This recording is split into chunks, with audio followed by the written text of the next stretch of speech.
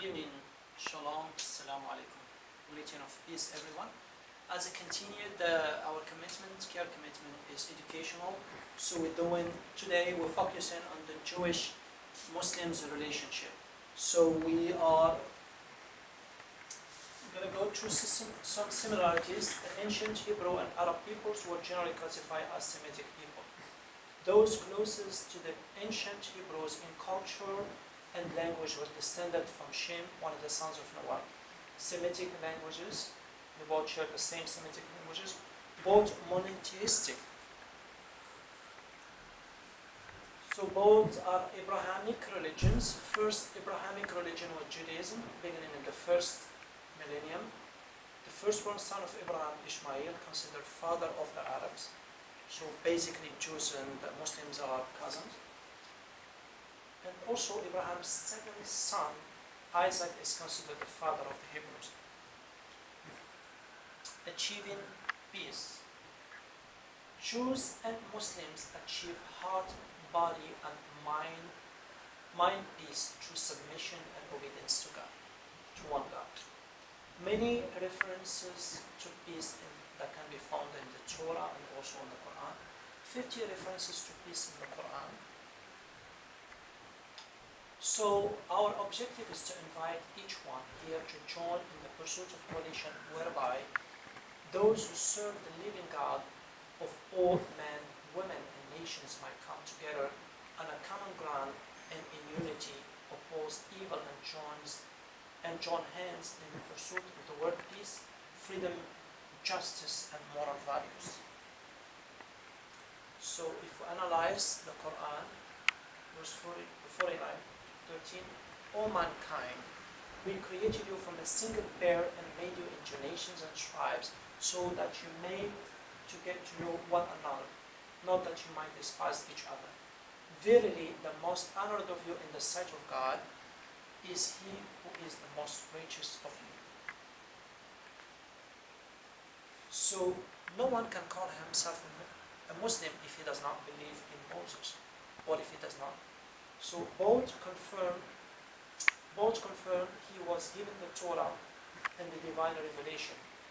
So Quran 2:136 say, we believe in Allah and what has been revealed to Abraham, Ismail, Isaac, Jacob, and the tribe, in what was given to Moses and Jesus, in what the prophets received from the Lord.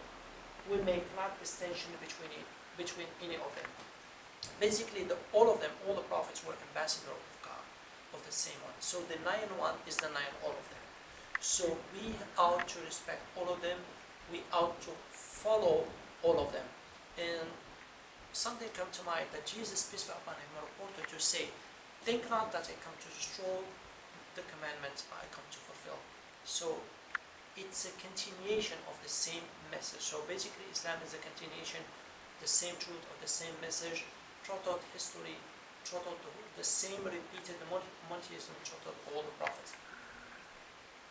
So there is so much similarities between Moses and Muhammad when we start analyzing.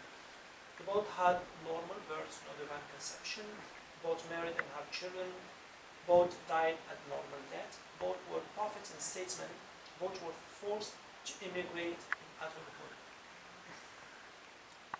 Both encountered battles, both had pursuits with enemies, both shared moral and military victory, both wrote down revelation during their lifetime.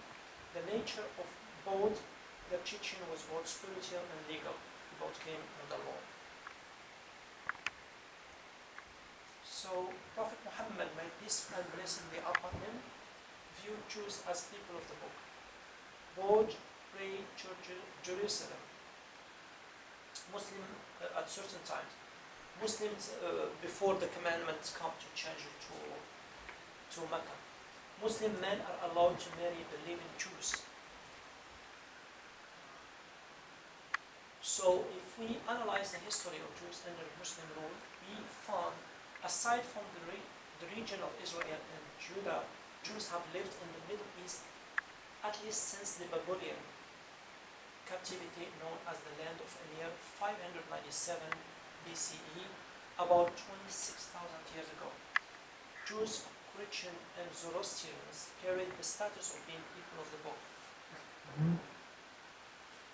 For some time, a significant number of Jews has been living in Arabia. Some scholars say as many as 80,000 after the destruction of the first temple, Solomon Temple, completed in 960 BCE and destroyed by the Babylonians in 586 BCE.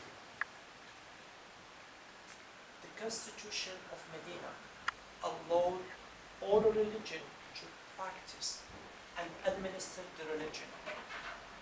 Rarely had the Jews lived with such freedom. Muslims previously prayed to Jerusalem. Arab historian mentions some 20 Jewish tribes, including 2 tribes of Qurani. In the Middle Ages, in the Iberian Peninsula under Muslim rule, Jews were able to make great advances in mathematics, astronomy, philosophy, chemistry, and philosophy.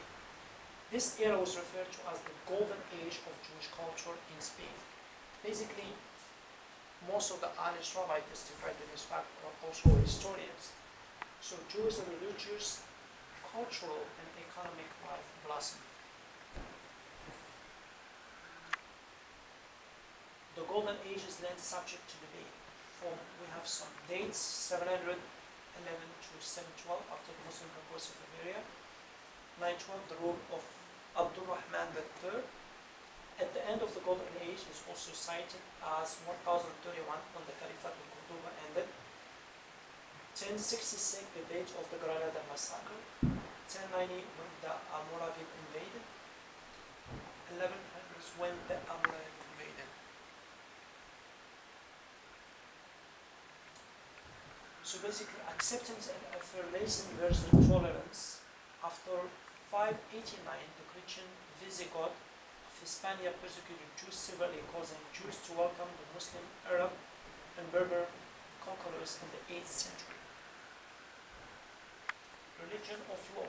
Islam and Judaism. First Commandment, you shall put no other gods before me, neither believe in the Trinity, neither believe God has a son. Jews and Muslims pray to God alone. Prayer for both is a way to speak with and learn from God. Prayers for Jews and Muslims. We both pray several times a day.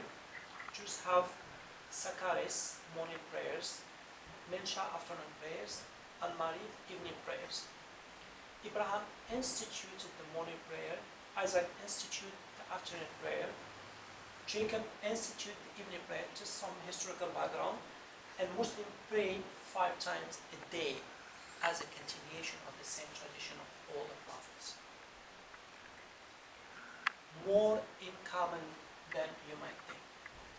Both believe God is all-knowing, everything belongs to God, human hope is belonging in trust, both give to the poor, fasting for both is a way of purification. Both religions claim Abraham as our father. There is more to say and there is more in common than you think. Thank you. And next we will be covering the Muslims and the Christian relationship. Thank you.